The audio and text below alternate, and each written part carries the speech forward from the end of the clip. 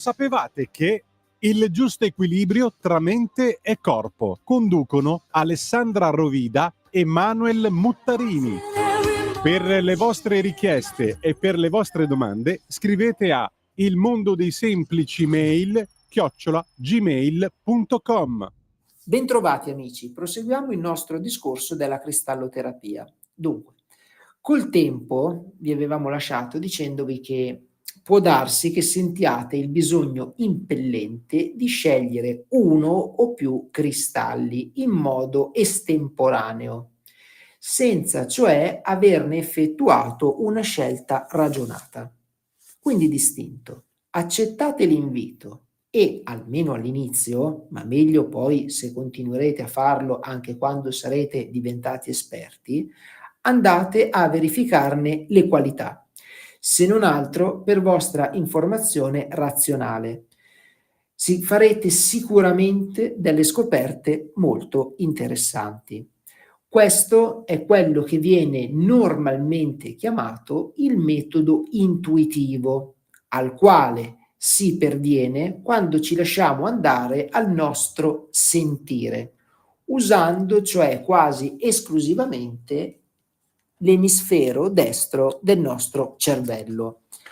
Capita a volte, e questo vale non necessariamente solo per la terapia, ma anche in generale, che quando effettuiamo la scelta di uno o più cristalli o che vi sia un cristallo in particolare, andiamo a riscuoterne tutta la nostra antipatia, cioè non ci piace e ci provoca quasi un rifiuto. In questo caso non fermiamoci al fatto in sé, ma andiamo a verificare dove agisce quel cristallo e quali sono le sue qualità, e allora ci potrà capitare di scoprire che quella pietra lavora proprio in un'area che per noi è critica e con la quale magari non abbiamo molta voglia di interagire.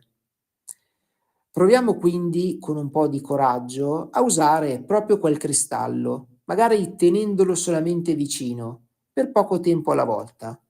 Potrebbe facilmente accadere che si evidenzino e quindi si sciolgano i blocchi energetici profondi e ben celati. Per chiarire meglio, vi faccio un esempio. Mi ritrovo con un bel mal di stomaco che mi affligge da qualche giorno. Vado dal medico che mi diagnostica un inizio di gastrite. Faccio a questo punto la mia analisi e scopro che il mal di stomaco mi viene o diviene più evidente tutte le volte che in ufficio mi arrabbio con il mio collega. Vado più a fondo e scopro che alla base di tutto c'è una grande incomprensione e che non riesco a comunicare in modo corretto e quindi a farmi capire.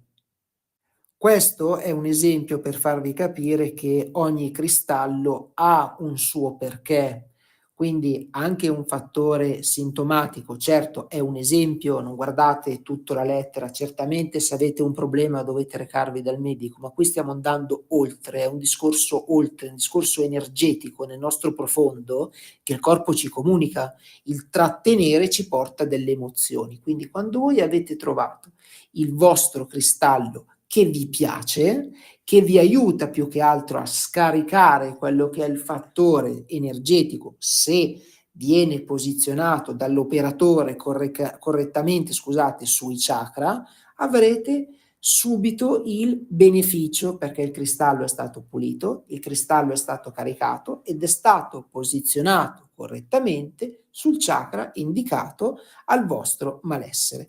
Vi ricordo che il chakra è un vortice energetico, quindi se è chiuso non gira il vortice, ma se è aperto è un centro energetico di vitale importanza. E quindi come si fa? Posizionandoci il cristallo sopra, questo vortice si apre ed ecco che avviene lo scambio energetico in modo che grazie al cristallo voi potete star bene ed eccovi il discorso dell'altra volta che un cristallo deve esservi amico e non antipatico. Quindi qualora non vi piacesse qualcuno andate avanti alla vostra ricerca in totale tranquillità. La cristalloterapia, come già detto, non è una scienza esatta per cui qualcuno potrebbe ritenere che vada bene tutto e il contrario di tutto, e che tutto sia lecito, che tutto funzioni nel migliore dei modi e infine che tutto faccia comunque bene. Chiarisco subito che non è propriamente così. Il solo fatto che non sia una scienza esatta non comporta che la cristalloterapia sia una tecnica energetica comunque innocua, con la quale potete giocare a piacimento inventandosi di tutto. È importante rammentare che i cristalli, quando entrano in contatto con noi, rilasciano comunque la loro energia, sia che noi lo si voglia oppure no, sia che qualcuno lo ordini oppure no. Proseguiamo evidenziando che l'energia obbedisce a leggi ben precise e che le energie sottili non sono, per la loro stessa costituzione, anarchiche, ma anche loro obbediscono a leggi precise e che per mia esperienza non molto dissimili da quelle della fisica studiata sui banchi di scuola, che il corpo energetico umano, cioè corpi sottili, aura, chakra, meridiani, eccetera, funzioni secondo regole puntuali e che i flussi di energia hanno delle direzioni sia all'interno del corpo energetico che in entrata e in uscita dallo stesso, che una punta mal indirizzata può provocare uno scompenso energetico nel flusso e quindi causare conseguenti noie anche a livello fisico. Che non è realistico ritenere che un cristallo deputato per magari il primo chakra possa comunque essere messo su non importa quale chakra, senza che ciò provochi comunque un flusso di energia e di informazioni non prettamente pertinenti e potrebbe darsi non gradevoli per questo chakra. Con ciò non intendo asserire di essere poi l'unico depositario della verità della cristalloterapia, ma solo porgervi in punto informazioni collaudate che vi permetteranno di accostare autonomamente questa fantastica terapia in tutta tranquillità. In seguito poi potrete lasciarvi andare alle sperimentazioni che il vostro intuito vi suggerirà e sono sicura che potrete scoprire nuove idee e nuovi modi per usare i cristalli. Che si decida di fare un intervento di autoterapia locale o invece globale, la procedura è poi sempre la stessa. Occorre innanzitutto alcune cose che siano condizionate e quasi indispensabili. Innanzitutto un posto dove potete sdraiarvi, proprio letto, un materassino, una stuoia, e dove potete stare senza essere disturbati almeno per un'ora. Un'illuminazione tenue che una volta sdraiati non ci ferisca gli occhi. Un mangianastri, una musica dolce, rilassante, meglio se della durata di 30-40 minuti. Una candela che accenderemo prima di iniziare e un buon incenso, se lo volete, se lo desiderate, non troppo aromatico, con il suo portaincenso, sempre per una questione appunto sempre di sicurezza.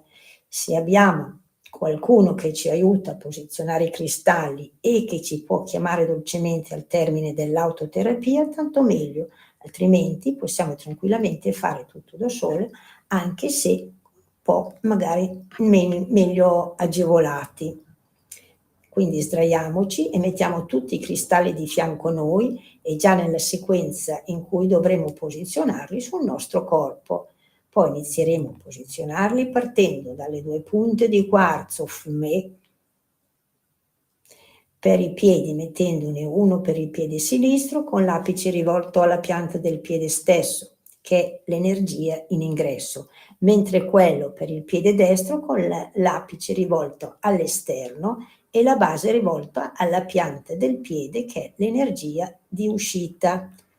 Rammento comunque anche ai mancini, ai destrorsi con i flussi di energia rovesciati da questa istruzione vanno intese al contrario, ingresso del piede destro e uscita dal sinistro, e ciò vale anche per le mani. Per tutti gli altri cristalli le istruzioni sono sempre comunque comuni. Anche per oggi la nostra puntata è giunta al termine. Vi ringraziamo per essere stati in nostra compagnia. L'argomento non è ancora assolutamente finito. Nelle prossime settimane andremo avanti ancora e concluderemo però il discorso corrente la prossima puntata, che andremo a fare sia un pezzettino di questo argomento per concluderlo e poi inizieremo quello nuovo.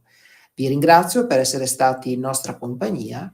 Ci sentiamo la settimana prossima. Per le vostre richieste e per le vostre domande scrivete a ilmondodeisemplicimail@gmail.com. Avete ascoltato? Lo sapevate che?